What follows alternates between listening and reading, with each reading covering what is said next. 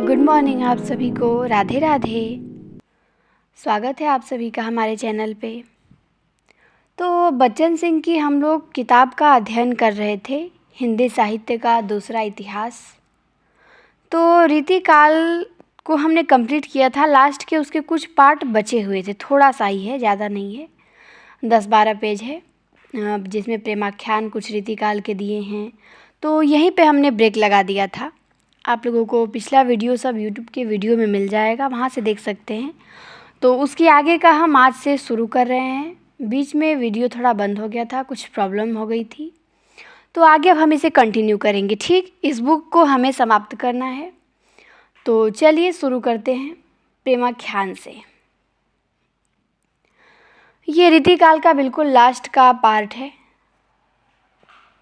दिया है, भक्ति काल की प्रेमाख्यानक काव्यधारा रीतिकाल में भी चलती रही, पर इनमें न पहले की रंगत है और न तड़प। प्रेम की पीर या इश्क का दर्द यहाँ आकर संकीर्ण हो गया है। जीवन के व्यापक पक्षों के साथ इनका संबंध नहीं स्थापित हो सका। इनमें सांप्रदायिकता की गंध आने लगी है। इस काल में दो प्रकार के प्रेमाख्यान काव्य पाए जाते हैं।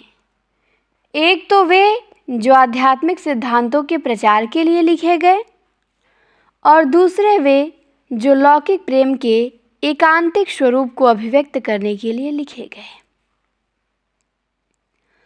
पहली श्रेणी में कासिम शाह, नूर मोहम्मद, हुसैन अली, सदानंद, सूरदास और दुखरन दास की गणना की जाती है। हुसैन अली, सदानंद की पुहुपावती, सूरदास की नल दमयंती तथा दुखरन दास की पुहुपावती अभी अप्रकाशित है। पुहुपावती यहाँ बताया गया है कि हुसैन अली सदानंद की भी है और दुखरन दास की भी है। तो हम लोग दुखरन दास का ही पुहुपावती जानते हैं, इन्हीं का थोड़ा फेमस है। आगे दिया है कि दूसरी श्रेणी में आने वाले प्रेमाख्यानक काव्यों में कुछ तो लोक प्रचलित प्रेमाख्यानों पर आधारित हैं और कुछ पौराणिक प्रेमाख्यानों पर। हंस कवि की चंद्र कुंवरी बात संवत 1750 में प्रकाशित हुआ था, तथा बोधा का जो विरह वारिस है, इसका एग्जैक्ट डेट तो नहीं मिलता है, लेकिन दिया है कि संवत 1809 में से 1809 में से 1815 के बीच विरह वारिस इनका प्रकाशित हुआ होगा। चतुर्भुज कायस्थ की मधुमालती संवत 1837 में और किसी अज्ञात कवि की रमणलाल छबीली भटियारी की कथा संवत 1905 के पूर्व आदि लोक प्रचलित आख्यानों पर आधारित हैं। इन सभी प्रेमाख्यानों पर सूफियों की प्रेम की पीर का स्पष्ट प्रभाव दिखाई पड़ता है। फिर भी भिन्न भिन्न काव्यों में प्रेम के भिन्न भिन्न रूप परिलक्षित होते हैं। किसी में स्वकीय का गौरवपूर्ण आदर्श उपस्थित किया गया है, तो किसी में परकीय प्रेम का सामाजिक पक्ष और किसी में सामान्य के एकांतिक प्रेम का चित्र। सूफी काव्यों तथा शुद्ध प्रेमाख्यानों के प्रेम में मूल अंतर यह है कि एक में प्रेम विषम होता है तो दूसरे में उभयनिष्ठ या सम। सूफी या आध्यात्मिक आख्यानों में जैसे कि पद्मावत की पद्धति अपनाई गई है, नया कुछ नहीं है। नूर मोहम्मद अपनी सांप्रदायिक मनोवृत्ति के लिए उल्लेख्य हैं। इससे साहित्य में एक खतरनाक वस्तु उत्पन्न हो जाती है, जो एक खास वर्ग की बदली हुई मनोवृत्ति की सूचक है। इंद्रावती की रचना करने पर लोगों ने ताना मारा होगा कि मुसलमान होकर तुम हिंदी में क्यों लिखते हो। जब नूर मोहम्मद मुसलमान थे, उन्होंने इंद्रावती हिंदी में लिखा, तो बताया गया है कि लोगों ने उनको ताना मारा होगा इस बात के लिए कि तुम मुसलमान हो के आखिर हिंदी में क्यों लिख रहे हो। पर इसका उत्तर भी अनुराग बांसुरी में मिल जाएगा। उन्होंने इस प्रश्न का उत्तर भी अनुराग बांसुरी में दे दिया है। उनकी यह पंक्ति बहुत फेमस है। यहाँ पे जो तीनों पंक्तियाँ दी गई हैं, ये तीनों पूछी जाती हैं। तो इन्हें ध्यान देना है, ये तीनों मोस्ट इम्पॉर्टेंट हैं। पहली लाइन है नूर मोहम्मद की, जानत है वह सिरजनहारा, जो कछु है मन मरम हमारा। हिंदू मग पर पाँव न राखेऊ, काजो बहुते हिंदी भाखेऊ। मन इस्लाम मिरिकले माजेऊ, दीन जेवरी करकस भांजेऊ।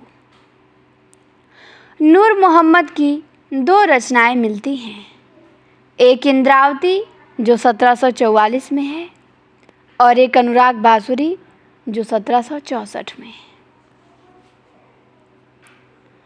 इंद्रावती में तो गनीमत है, अनुराग बांसुरी में कोरा तत्ववाद है। बाद में सूफियों ने भारतीय आख्यानों का आधार छोड़कर फारसी मसनवियों में व्यवहित कहानियों को अपने प्रेमाख्यानों की वर्ण विषय वस्तु बनाया।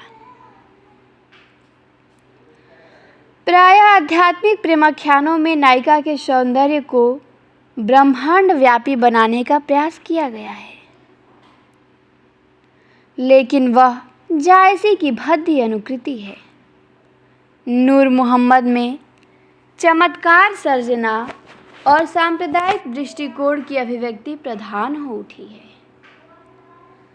दुखहरण दास ने पुहुपावती में नायिका की व्यापक ज्योति का जो वर्णन किया है, वह दार्शनिकता से इतनी अधिक बोझिल है कि उसका काव्य सौंदर्य लुप्त प्राय हो गया है। नक्सिक वर्णन में तो उटपटांग प्रस्तुतों के कारण बिंब नहीं बन पाते।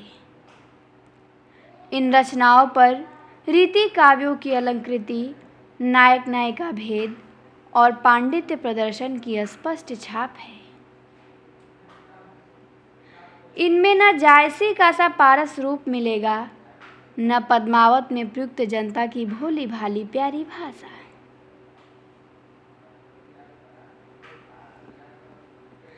अब आते हैं हम लौकिक प्रेमाख्यान पे। लौकिक प्रेमाख्यान इसको देखेंगे।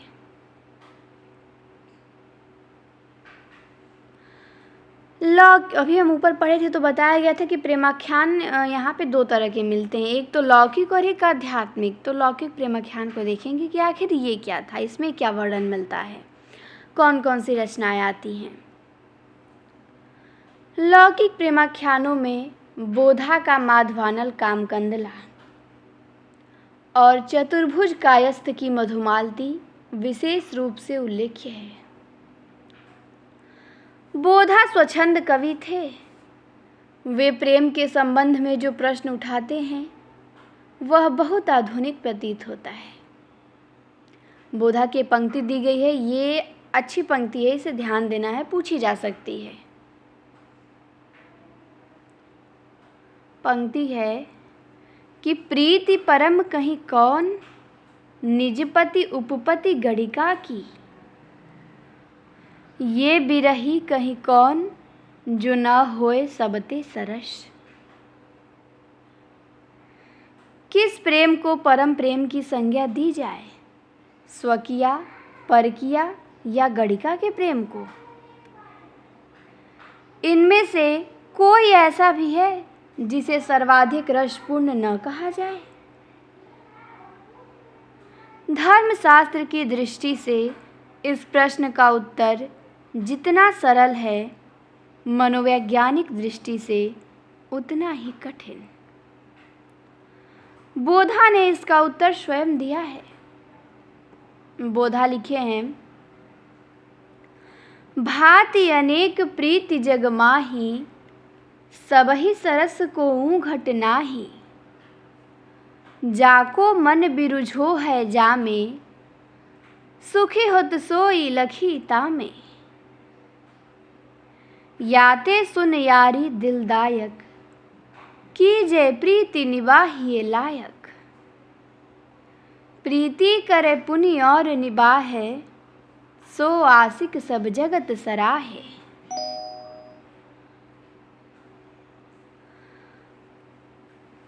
कोई प्रेम किसी से घटकर नहीं है, सभी समान रूप से सरस हैं, बोधा कहते हैं। गणिका प्रेम को स्वकीया परकीया के समकक्ष रखकर कवि प्रेम को नैतिक आचारों से मुक्त कर देता है। माधव ने गणिका से ही प्रेम किया था। मधुमालती में मधु श्रेष्ठी है और मालती क्षत्रिय नृप कन्या। उनके प्रेम द्वारा जातिवाद की दीवारें टूटती हैं। पर जहाँ तक काव्यगत श्रेष्ठता का प्रश्न है, कोई भी काव्य ऊंचा नहीं उठ पाया है।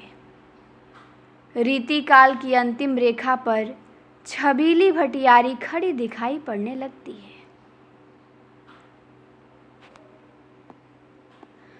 अब आता है सगुण काव्यधारा।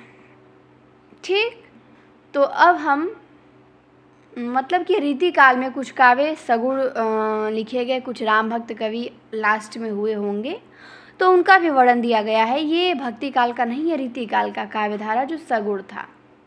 ठीक, तो उसके बारे में यहाँ थोड़ा बहुत वर्णन कर दिया गया है, तो उसे भी हम देख लेंगे।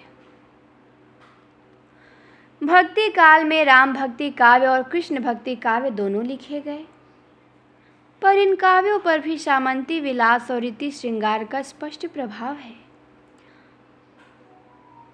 राम भक्ति काव्य लिखने वालों में जानकी रसिक सरल, भगवंत राय खींची, जनक राज किशोरी शरण, नवल सिंह कायस्थ, विश्वनाथ सिंह, रामप्रिया शरण, रसिक अली, सरजू राम पंडित, बाल अली जू, ललक दास, युगनानंद शरण, मनियार सिंह आदि का नाम लिया जाता है।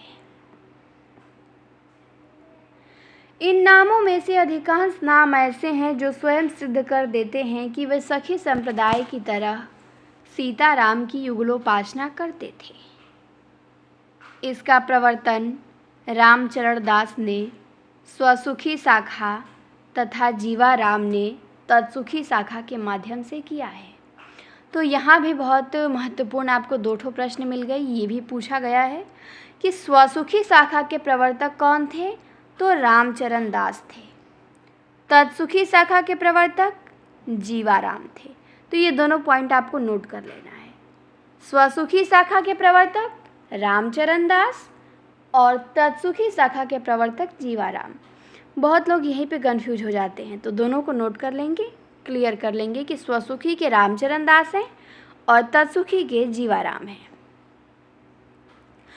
आगे दिया है, अधिकांश रसिकोपासकों पर कृष्ण भक्ति शाखा के सखी संप्रदाय का प्रभाव है। चूँकि राम भक्ति काव्य की परंपरा व्यापक सामाजिक समस्याओं और मर्यादाओं को लेकर चलती थी, इसलिए रसिकोपासकों का स्वर अत्यंत सीमित क्षेत्र और समुदाय के बीच गूंजकर समाप्त हो गया। अब यहाँ पे कृष्ण भक्ति काव्य दिया है, थोड़ा बहुत लिखा गया होगा रीतिकाल में, तो देखते हैं। जिस प्रकार रसिक संप्रदाय का केंद्र अयोध्या था, उसी प्रकार युगलोपासना या सखी संप्रदाय का केंद्र वृंदावन था। राधा कृष्ण में प्रेम तत्व की प्रधानता थी। रीतिकाल में वे नायिका नायक के रूप में भी ग्रहण किए जाने लगे थे। अतः ब्रज के युगलोपासकों में यह खूब फूला फला। पर हिंदी कविता की युगलोपासना वृंदावन की चौहद्दी नहीं पार कर सकी। इसकी विषय वस्तु बहुत अधिक सीमित हो गई। इन कवियों में नागरी दास, अलबेली अली, चाचा हित वृंदावन दास, भगवत रसिक, हठी जी और सहचरी शरण प्रमुख हैं। इनमें कोई सखी संप्रदाय में दीक्षित था तो कोई वल्लभी संप्रदाय में, पर दोनों संप्रदाय में सखी भाव ही प्रमुख था। सखी संप्रदाय में रस रूप युगल उपासना को स्वीकृत किया गया है। राधा कृष्ण की ललित लीलाओं का सखी रूप में दर्शन करना इस संप्रदाय का अनिवार्य अंग है। इसका प्रचलन पहले से ही निम्बार्क संप्रदाय और गौड़ीय संप्रदाय में था। वृंदावन के गोस्वामियों को किसी न किसी आत्मीय गोपी का अवतार मान लिया गया। राधा वल्लभी संप्रदाय में राधा स्वतंत्र पराशक्ति रूपा है। राधा के नित्य विहारिणी होने के कारण इस संप्रदाय में भी युगलोपासना का समावेश हो ही जाता है। सखी संप्रदाय में सखित्व कृष्ण के प्रति होता है और राधा वल्लभी में राधा के प्रति। कृष्णगढ़ के राजा सावंत सिंह नागरी दास के नाम से ही प्रसिद्ध हैं। तो एक और प्रश्न आपको मिल गया। यहाँ से भी प्रश्न बनता है कि नागरी दास का मूल नाम क्या था। तो नागरी दास का मूल नाम था सावंत सिंह, ये राजा थे। ऐसे भी प्रश्न बन सकता है कि राजा सावंत सिंह किस नाम से प्रसिद्ध थे। तो नागरी दास के नाम से प्रसिद्ध थे। गृह कलह के कारण कृष्णगढ़ छोड़कर ये वृंदावन चले गए और युगलोपासना करने लगे। इनकी बनाई 73 पुस्तकों का उल्लेख किया जाता है। इनमें से अधिकांश पुस्तकें 5-6 पद्यों के संग्रह भर हैं। इनका कविता काल 1723 से 62 तक माना जा सकता है। इनकी रचनाओं में एक ही विषय वस्तु को बार बार दोहराया गया है। जहाँ तहाँ सूफियाना ढंग भी मिलता है। भाषा में सहजता और सरसता है। एक उदाहरण देखिए। इनकी एक पंक्ति टीजीटी 2021 में पूछा गया था, ये नीचे वाली। तो ऊपर की भी पंक्तियों को थोड़ा ध्यान देना है क्योंकि यहाँ से एक पंक्ति इनकी आ चुकी है पेपर में। ठीक, तो चलिए दिया है। भादों की कारी अंधियारी निशा, झुकी बादर मंद फुहारी बरसावे। श्यामा जो अपनी ऊंची अटापे, छकी रस रीति मलार हिंगावे। ता समय मोहन के दृग दूरी ते, आतुर रूप के भीख यो पावे। पौन भया करी घूंघट टारे, दया कर दामिनी दीप दिखावे। तो इनकी पंक्तियां भी इम्पॉर्टेंट है, ध्यान देना है। आगे आते हैं बख्शी हंसराज। नागरी दास को देखा हमने, अब देखेंगे बख्शी हंसराज को। ये पन्ना नरेश अमान सिंह के दरबार में रहते थे। वे सखी भाव के उपासक थे। स्नेह सागर इनका प्रसिद्ध ग्रंथ है। वे प्रेम सखी के नाम से कविता लिखते थे। भाषा इनकी साफ सुथरी और प्रवाहपूर्ण, कृत्रिमता का कहीं स्पर्श भी नहीं है। अलबेली अली का कोई वृत्त नहीं मिलता। इन्होंने समय प्रबंध पदावली नामक एक ग्रंथ लिखा है। चाचा हित वृंदावन दास राधा वल्लभी गोस्वामी हितरूप जी के शिष्य थे। ये नागरी दास के भाई बहादुर सिंह के आश्रय में रहते थे। नक्शिक, अष्टयाम आदि इनके ग्रंथ हैं। भगवत रसिक अनन्य प्रेमी थे। हठी जी का राधा सुधा शतक अत्यंत भावपूर्ण है। इसमें कोई संदेह नहीं कि ये लोग सच्चे भक्त थे। इनके भावात्मक उन्मेष को स्पष्ट करने के लिए 2 उदाहरण दिए जाते हैं। भागवत ऋषि की पंक्ति है, कुंजन ते उठी प्रात गात, यमुना में धोवे, निधिवन करत दंडौत, बिहारी को मुख जोवे। करे भावना बैठी स्वच्छ, थल रहित उपाधा, घर घर ले प्रसाद लगे, जब भोजन साधा। संग करे भगवत रसिक, कर करुणा गुदरी गरे, वृंदावन बिहरत फिरे, जुगल रूप नयन निभरे। तो ये भगवत रसिक की पंक्ति है आपकी। आगे आती है हठी जी की पंक्ति। इनकी पंक्ति है, मुनि मानस मंदिर बध्य बसै बस होत है सुधे सुभाइन में। रहुरे मन तु चित चाइन सो वृषभानु कुमारी के पाइन में। ये हठी जी की पंक्ति थी। आगे दिया है कि यूँ तो सखी भाव के पद सब लोगों ने लिखा है, पर भगवत रसिक और सहचारी सरल की रचनाओं में इस ढंग के पद काफ़ी संख्या में मिलते हैं। इनकी भी पंक्ति है, देखिए। इनकी पंक्तियाँ को कम चांस है पूछने का, फिर भी पढ़ लेते हैं, क्योंकि पढ़ना तो है ही, कुछ भी पूछा जा सकता है, पर थोड़ा कम चांस रहता है। तब मुख नयन कमल अली मेरे, भगवत रसिक भय मतवारे, झूमत रहत छके मद तेरे। नाम ही दे दिया इसमें भगवत रसिक। फिर अगला है सहचरी सरन, इसमें भी नाम दिया है इनकी पंक्ति में कि सहचरी सरन तरनी तनया तट नटवर मुकुट लटक सो, चित चुरली मुरली धुनि गावत आवत चटक मटक सो। राधा वल्लभी मत में राधिकोपासना को प्रधानता दी गई है। दूसरे शब्दों में कहा जा सकता है कि राधा इनकी इष्ट देवी हैं, लक्ष्मी उनकी सेवा करती हैं, मुक्ति द्वार पे खड़ी रहती है। हठी जी कहते हैं कि जाकी कृपा सुख ज्ञानी भय, अतिदानी अध्यानी भय त्रिपुरारी। अजा की कृपा विधि वेद रचे, भय व्यास पुराणन के अधिकारी। अजा की कृपा ते त्रिलोक धनी, सुकहावत सी ब्रजचंद बिहारी। अलोक छटाते हठी को बचाऊं, कृपा करी श्री विश्वभानु दुलारी। कृष्ण कहीं राधिका के पांव पलटते दिखाई पड़ते हैं, तो कहीं दोनों रासलीला छदम लीला में मगन हैं। अष्टयाम का आयोजन यहाँ भी दिखाई देगा। धर्म की दृष्टि से युगलोपासना परम रागात्मक तत्व हो सकती है, किंतु समाज से कटकर वह संकीर्ण, निरुपाय और प्रतिक्रियावादी हो जाती है। युगलोपासना के अतिरिक्त तुलसी के मानस की शैली पर ब्रजवासी दास ने सूर्य के कथाक्रम पर आधारित ब्रजी में ब्रजविलास की रचना की।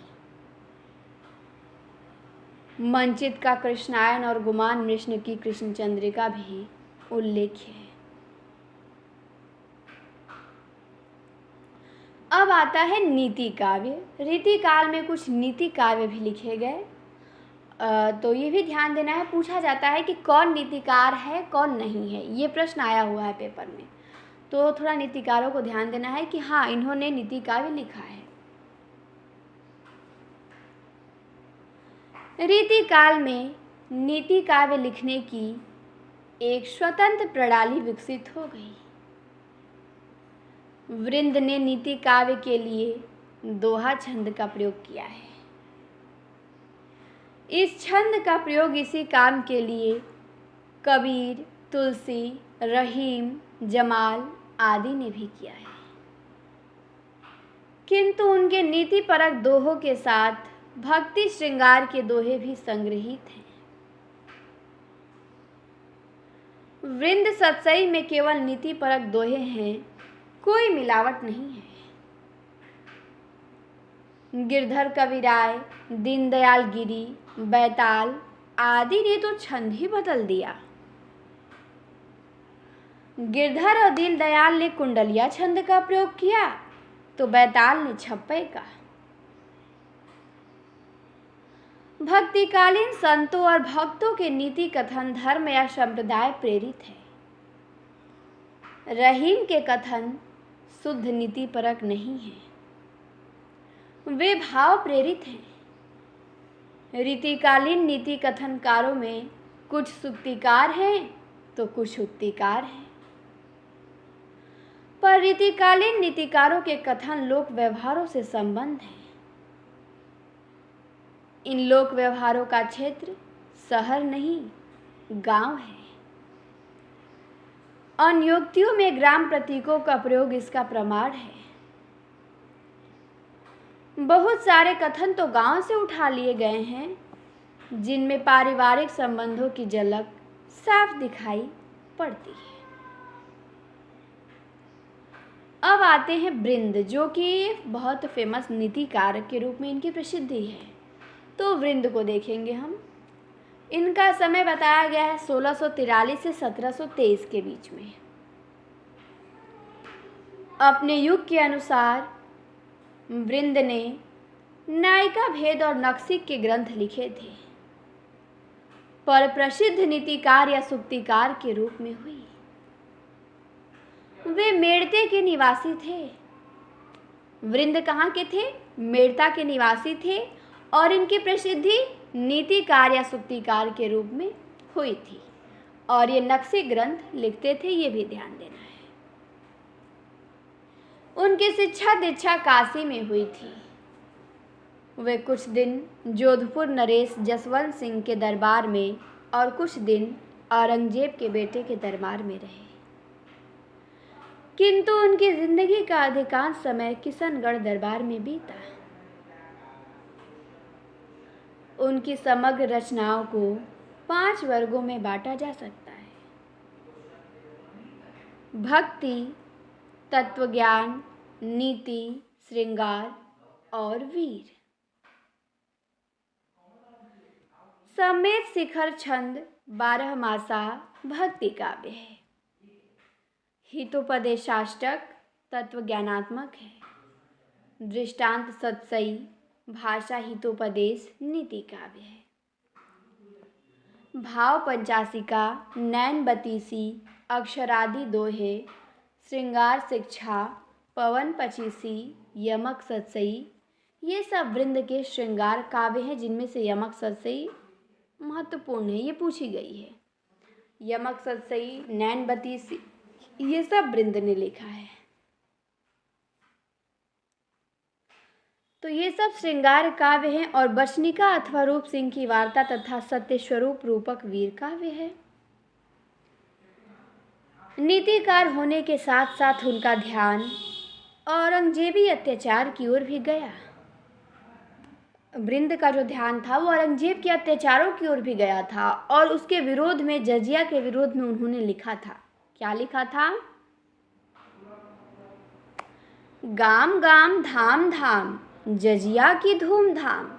तो ये आपको ध्यान देना है कि जजिया एक कर था जो लगाया जाता था। तो जजिया कर के विरोध में किसने कविता लिखी है? तो वृंद ने लिखा है।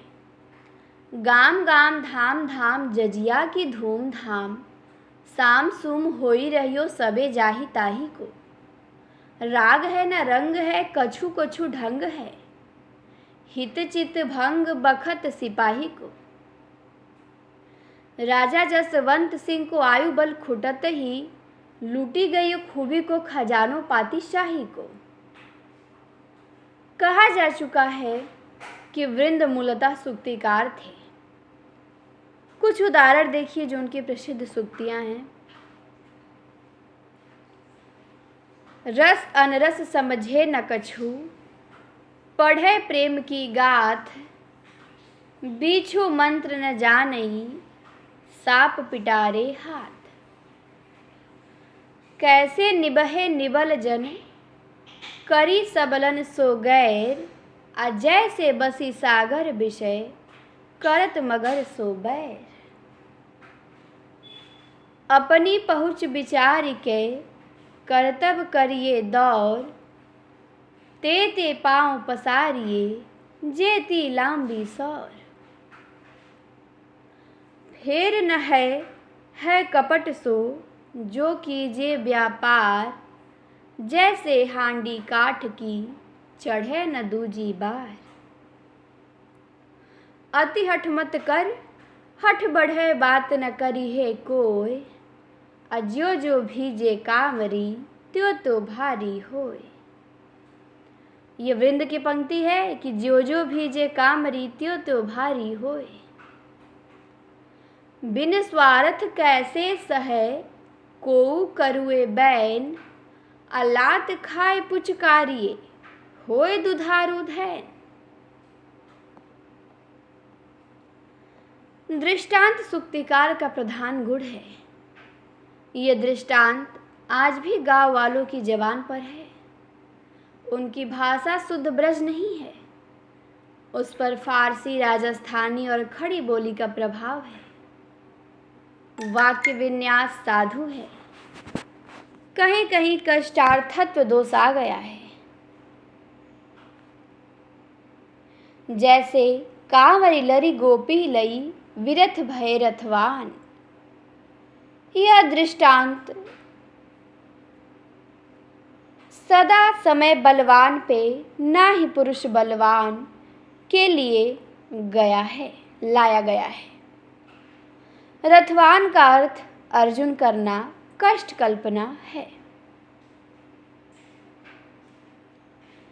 अब आते हैं गिरधर कविराय। ये भी बहुत फेमस नीतिकार या सूक्तिकार थे रीतिकाल के। वृंद हो गए, गिरधर कविराय हो गए, तो इनको ध्यान देना है। इन सब का नाम ध्यान देना है कि ये नीतिकार में आते हैं। गिरधर कविराय का नाम शुक्ल जी के इतिहास में गिरधर कविराज लिखा गया है, जो अशुद्ध है। तो ये भी ध्यान देना है कि शुक्ल जी इनका नाम गिरधर कविराय नहीं, गिरधर कविराज बताते हैं, जो कि अशुद्ध है।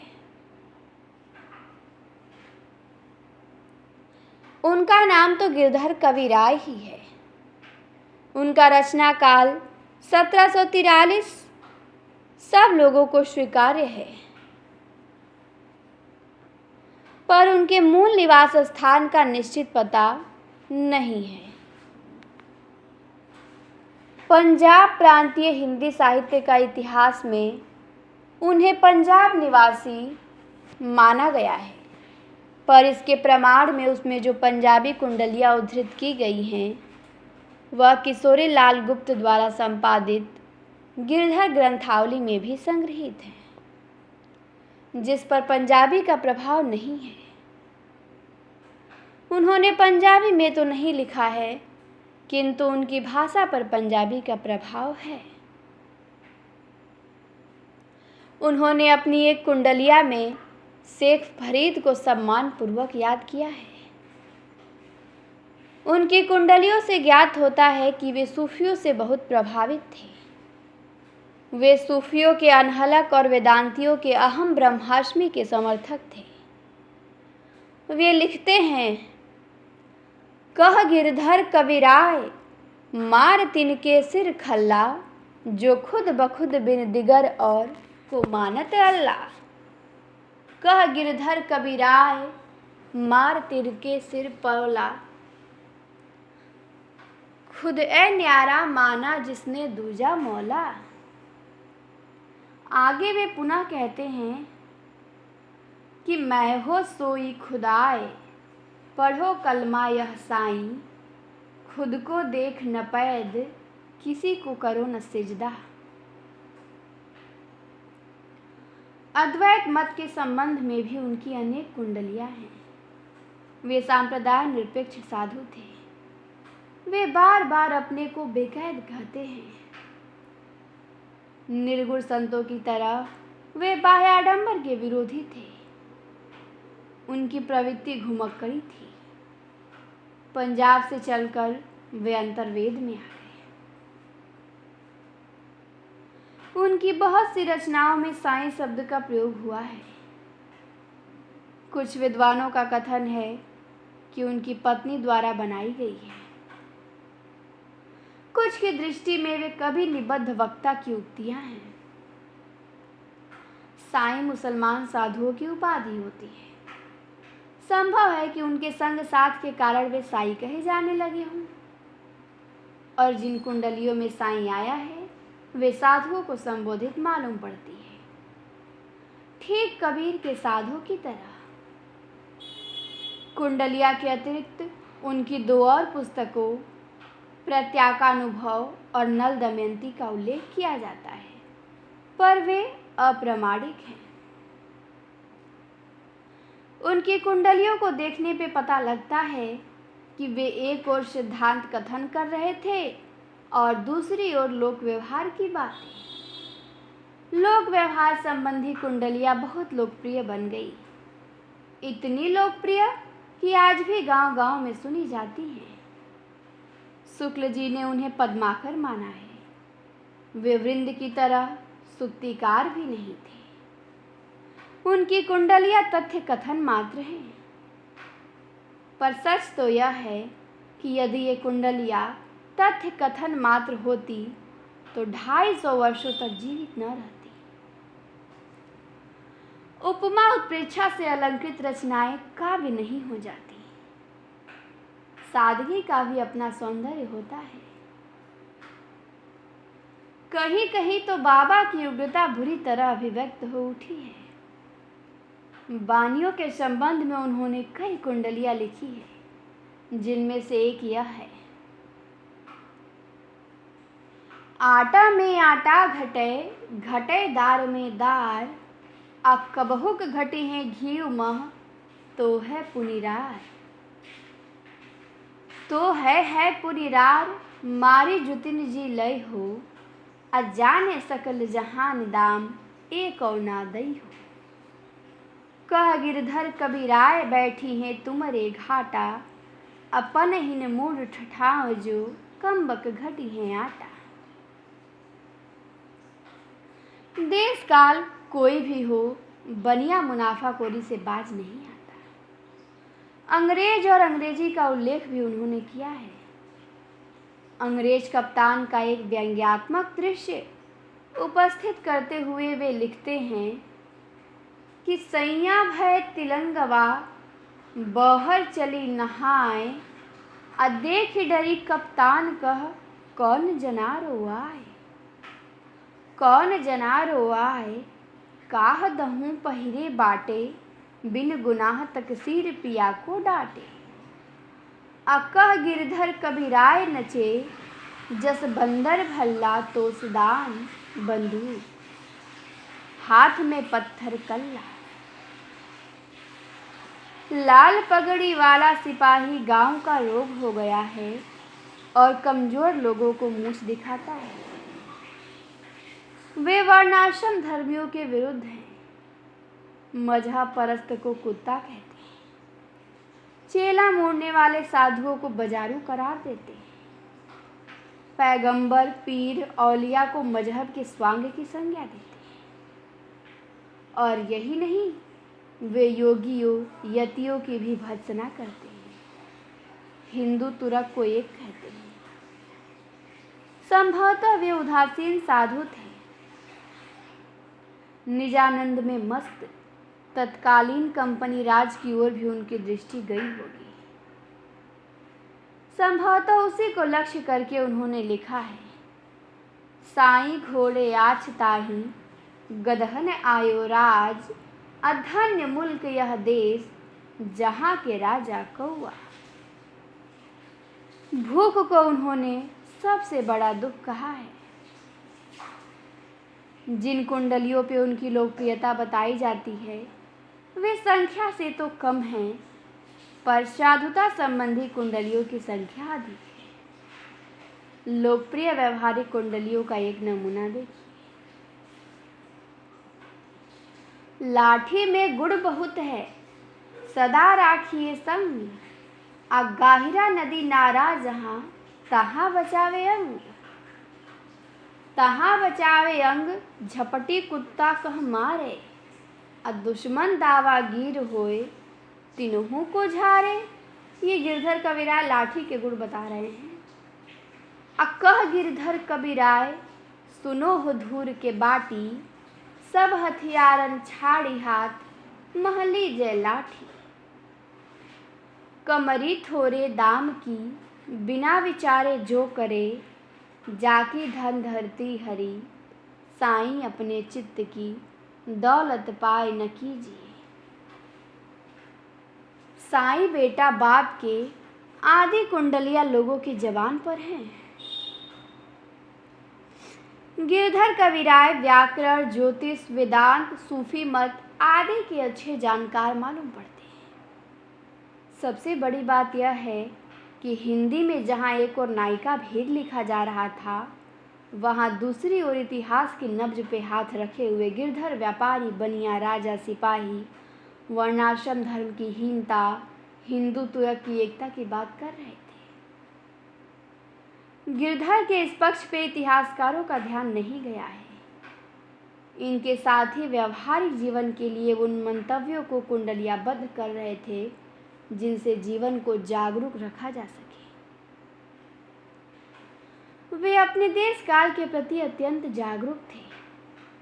उनकी अवधि पे ब्रजी, खड़ी बोली, पंजाबी, फारसी और अरबी का स्पष्ट प्रभाव देखा जा सकता है। अब आते हैं बैताल। ये भी रीतिकाल में नीतिकार थे। हमने वृंद को देखा, गिरधर कविराय को देखा, बैताल को भी देखना है। इनकी भी गिनती नीतिकारों में की जाती है। बैताल का कोई इतिवृत्त नहीं मिलता।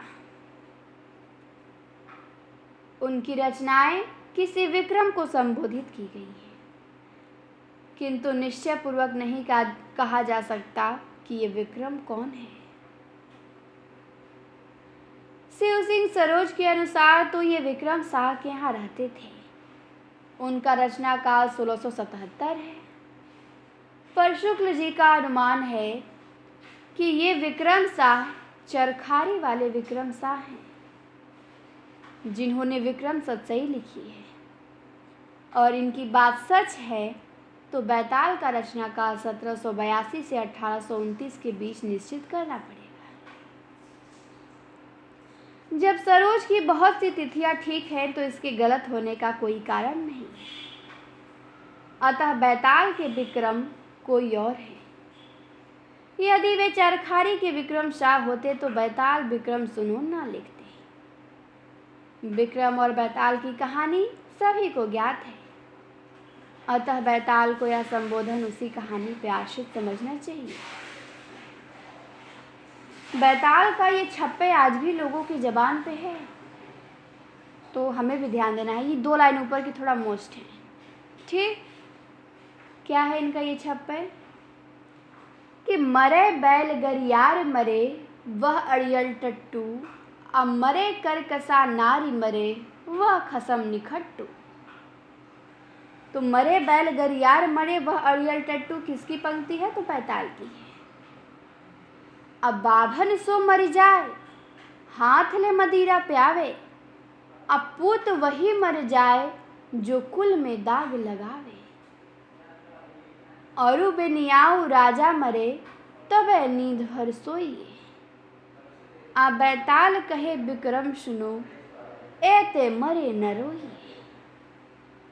तो यहाँ पे हमारे बैताल समाप्त हुए। इनके बारे में बस ये ध्यान देना है, इनकी एक तो मरे बैल गरियार वाली पंक्ति ध्यान देनी है और ये ध्यान देना है कि ये नीतिकार या सूक्तिकार है। 2 चीज़ें इनके बारे में केवल ध्यान देना है आपको। अब आते हैं दीनदयाल गिरी। ये भी नीतिकार हैं। इनका समय 1802 से 1858 के बीच में माना जाता है। गिरी जी मालवा निवासी कुशागिरी के शिष्य थे। कुशागिरी काशी आ गए और दिल्ली विनायक के पास रहने लगे। उनके अनेक शिष्य थे, उनमें से एक दीनदयाल भी थे। दिल्ली विनायक काशी परिक्रमा मार्ग पर भीमचंडी से रामेश्वर के बीच में पड़ता है। कुशागिरी के पास एक छोटी मोटी जमींदारी थी जो उनकी मृत्यु के बाद शिष्यों के पारस्परिक झगड़े के कारण नीलाम हो गई। पर दीनदयाल का काम चलता रहा।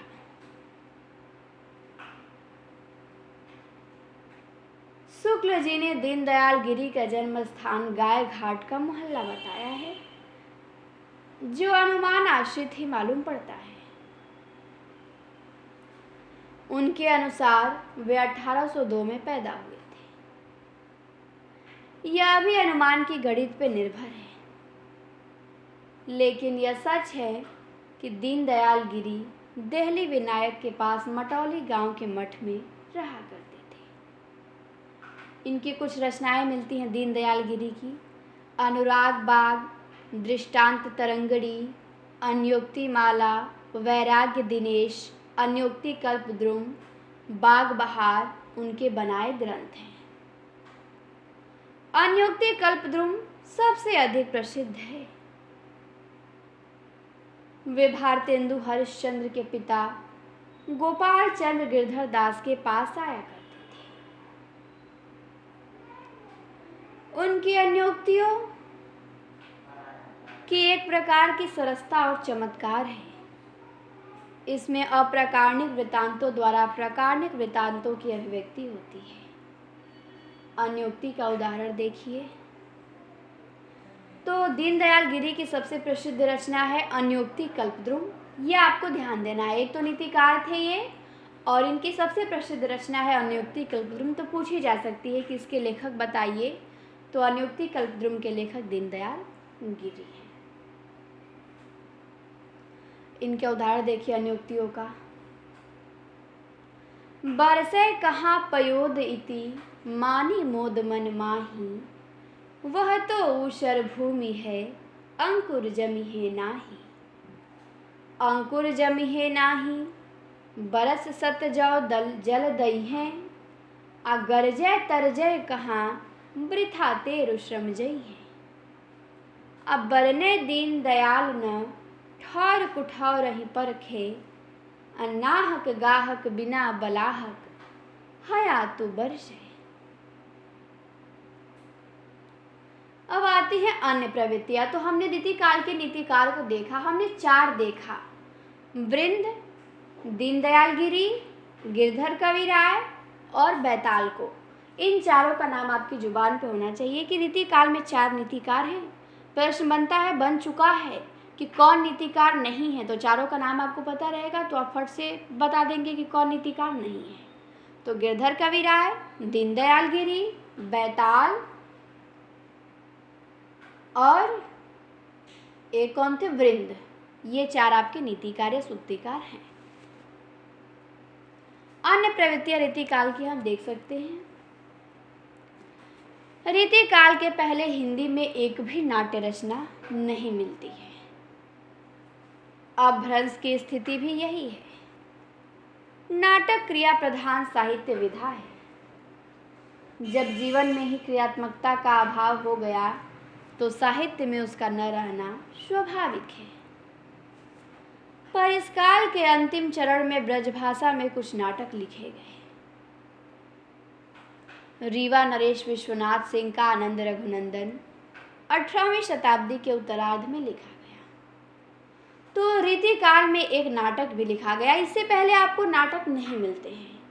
तो ये बताया गया है कि इससे पहले आप रीतिकाल से पहले नाट्य रचना नहीं मिलती है, लेकिन हिंदी का जो पहला नाटक है आनंद रघुनंदन वो रीतिकाल में लिखा गया। तो ये भी ध्यान देना है। विश्वनाथ सिंह के पुत्र रघुराज सिंह के बनाए हुए अनेक ग्रंथ हैं। उनमें राम स्वयंवर मुख्य है। काशी राज ईश्वरी नारायण सिंह के साथ उनका गहरा सौहार्द था। ईश्वरी नारायण सिंह रामलीला के प्रेमी थे। उनके पहले रामनगर में रामलीला पंचायती ढंग से होती थी। उन्होंने रामलीला को राज्याश्रय दिया। लीला को यथार्थवादी बनाने के लिए उन्होंने संवादादि की नई व्यवस्था की। इस कार्य में भारतेंदु हरिश्चंद्र और रघुराज सिंह ने विशेष सहायता की। रामनगर की लीला में होने वाली कोट विदाई पर राम स्वयंवर का पूरा प्रभाव है। भारतेंदु हरिश्चंद्र के पिता गिरधर दास ने नहुस नाटक लिखा है। चूंकि आनंद रघुनंदन पहले संस्कृत में लिखा गया, बाद में हिंदी में उसका अनुवाद किया गया, इसीलिए हिंदी का पहला नाटक नहुस ही है। तो ये भी बताते हैं शुक्ल जी भी बताते हैं और बच्चन सिंह, शुक्ल जी नहीं, भारतेंदु और बच्चन सिंह दोनों नहुस को हिंदी का पहला नाटक बताते हैं, जो गोपाल चंद्र गिरधर दास द्वारा लिखा गया है। ये भारतेंदु के पिता ने लिखा था नहुस नाटक, तो बच्चन सिंह बता रहे हैं कि यही हिंदी का पहला नाटक है। पर शुक्ल जी बताते हैं कि हिंदी का पहला नाटक आनंद रघुनंदन है और वही सर्वमान्य है। सबल सिंह चौहान के 63 वर्षों तक लगातार परिश्रम के फलस्वरूप महाभारत का अनुवाद तैयार हुआ। काव्य की दृष्टि से यह सामान्य ग्रंथ है। काशीराज के राजकवि बंदीजन के पुत्र थे गोकुलनाथ। गोकुलनाथ किसके पुत्र थे? बंदीजन के। और गोकुलनाथ के पुत्र थे गोपीनाथ, और मणिदेव गोपीनाथ के शिष्य थे। इन तीनों ने मिलकर महाभारत का दूसरा बृहद काव्य अनुवाद किया। गुमान मिश्र का नैसर चरित का हिंदी अनुवाद विशेष प्रसिद्ध है। गुमान महोबा के रहने वाले थे। इनके एक भाई खुमान ने तुलसीदास की शैली पे कृष्णायन लिखा, और गुमान ने केशव की रामचंद्रिका की शैली पे कृष्ण चंद्रिका लिखा। तो ये भी फेमस है कि कृष्ण चंद्रिका किसने लिखा? तो गुमान कवि ने लिखा, केशव की रामचंद्रिका के अनुकरण पे। और एक और गुमान हुए, उन्होंने अलंकार दर्पण लिखा। तो ये कृष्ण चंद्रिका वाले गुमान पूछे जा सकते हैं। कृष्ण चंद्रिका किसकी रचना है? तो गुमान कवि की। आगे आते हैं, अंतर विरोध देखेंगे। रीति काल में कुछ अंतर विरोध भी हुए थे, तो उसको देखेंगे अब हम। रीतिकालीन काव्य के अपने अंतर विरोधों के पूर्व उसके प्रति अभिव्यक्त किए गए आलोचकों और इतिहासकारों के अंतर विरोध भी देख लेना चाहिए। शुक्ल जी की सामाजिक दृष्टि ने एक ओर उसका खंडन किया है, तो साहित्यिक दृष्टि ने दूसरी ओर उसकी प्रशंसा की है। हिंदी के रीतिकाल के कवि तो मानो राजाओं महाराजाओं की काम वासना उत्तेजित करने के लिए रखे जाते थे। वाग्धारा बधी हुई नालियों में प्रवाहित होने लगी, जिससे अनुभव के बहुत से गोचर और अगोचर विषय रसिक्त होकर सामने आने से रह गए। इन उदाहरणों के आधार पर सामान्यतः समूचे रीतिकालीन काव्य को दरबारी, हास्योन्मुखी और प्रतिक्रियावादी कह दिया जाता है। किंतु शुक्ल ने यह भी लिखा है, इन रीति ग्रंथों में कर्ता भावुक, सहृदय और निपुण कवि थे। इसे नजरअंदाज कर दिया जाता है। रामविलास शर्मा शुक्ल जी की सामाजिक दृष्टि को स्वीकार करते हुए इन कवियों का वर्गीय आधार तो बताते हैं, किंतु उनकी भावुकता और सहृदयता पे विचार नहीं करते। यदि कहीं करते हैं तो किसी को सहज प्रतिभा का कवि नहीं मानते और किसी को सकल अवगुणों की खानी कह के उनकी काव्यात्मकता को अविचारित छोड़ देते हैं। रीति काल में केवल रीति ग्रंथ लिखने वाले कवि ही नहीं हैं, कविता लिखने वाले कवि भी हैं।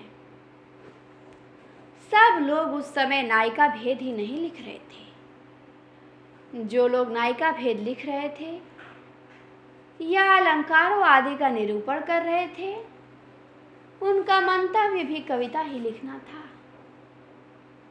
दास की घोषणा से स्पष्ट है। यह दूसरी बात है कि इनमें से कुछ लोगों का न तो आचार्यत्व की सिद्धि हुई न कवित्व की, माया मिली न राम। इसी काल में कुछ लोग वीर काव्य लिख रहे थे, भक्ति काव्य भी लिखा जा रहा था, नीति पर कुंडलियों की रचना भी हो रही थी, मायूसी और जीवन के फलसफे भी लिखे जा रहे थे। बिहारी, मतीराम, देव, घनानंद, ठाकुर आदि ही इस काल के कवि नहीं हैं। भूषण, लाल, सूदन, नागरीदास, हठी, नूर मोहम्मद, मीर, नज़ीर, अकबराबादी, गालिब आदि भी इसी काल में हैं। भक्त कवियों को छोड़ के अन्य सभी लोग सचेत रूप से कविता लिख रहे थे। ये भिन्न जाति धर्म वर्ग के लोग हैं। कोई ब्रजी में लिख रहा है, कोई अवधी में, कोई खड़ी बोली उर्दू में, पर वे सब लोग हिंदी जाति के कवि हैं। वास्तव में कविता लिखने का कार्य तो इस काल से शुरू होता है। देखना यह होगा कि कौन सी प्रवृत्तियां आधुनिक काल से जुड़ी हुई हैं और कौन गद्यात्मक है और कौन सी प्रवृत्तियां इतिहास की वस्तु हो गई।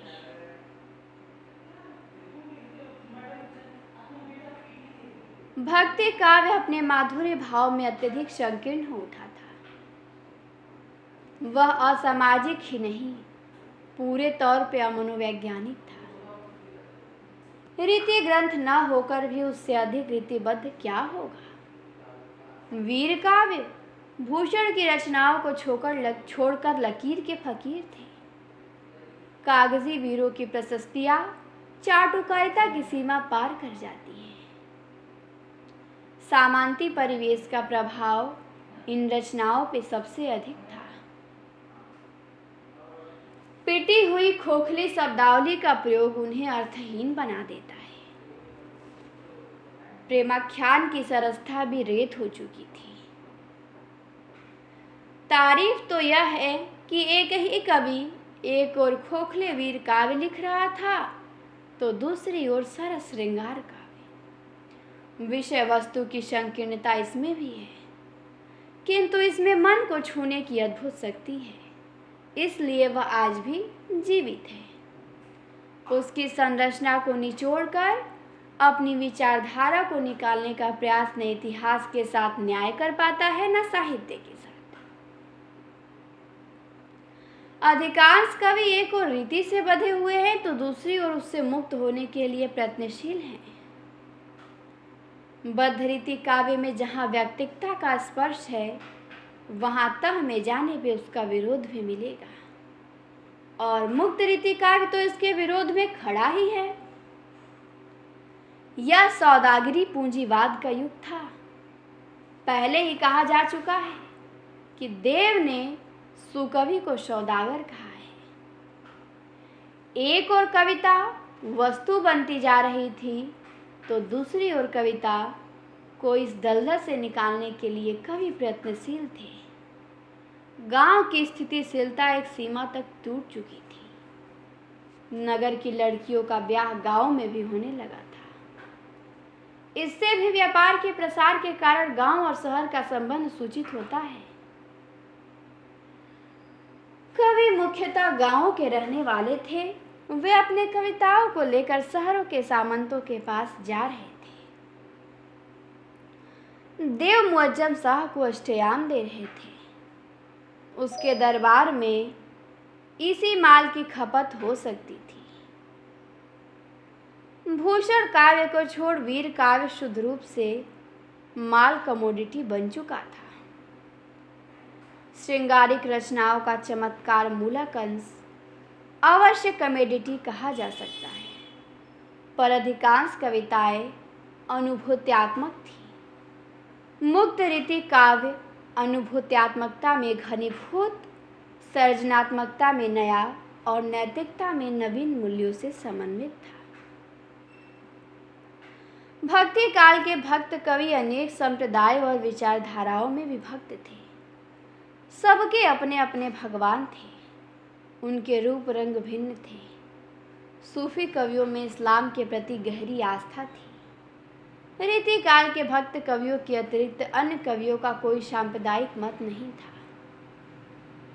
ज्यों त्यों सभी के लिए नंद किशोर सेव्य थे। गालिब हंगामा एक खुदा के विरोधी थे। उन्हें जन्नत की हकीकत मालूम थी। देव शूद्रों के पक्ष में पांडे की भर्त्सना कर रहे थे। मीर अपने कूचे से ही काबा को सलाम कर रहे थे। खुदा लगती के पक्ष में नहीं थे। गिरधर दास ने हिंदू तुर्क की एकता पर कुंडलियां लिख रहे थे। राजाओं बादशाहों की लड़ाइयाँ जारी थी, पर सामान्य जन के बीच भेदभाव नहीं था। इस एकता का चरम उत्कर्ष था 1857। बिहारी ज्योतिषों और कथावाचकों की खिल्ली उड़ा रहे थे। प्रेम संबंधी उनका आदर्श ऊंचा था, पर कविता में उसका पालन नहीं हो रहा था। विचारधारा और व्यवहारिकता में अंतर था। मुक्त रीति कवि अपने जीवन और काव्य में नए प्रतिमान स्थापित कर रहे थे।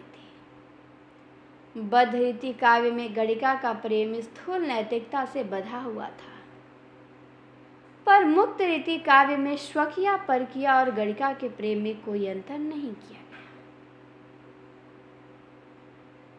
प्रेमहीन स्वकीय भी वेश्या से बेहतर नहीं होती। प्रेमहीन जो स्वकिया है वो वेश्या से बेहतर नहीं होती।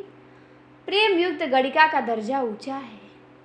इसे घनानंद और बोधा के जीवन और काव्य दोनों में देखा जा सकता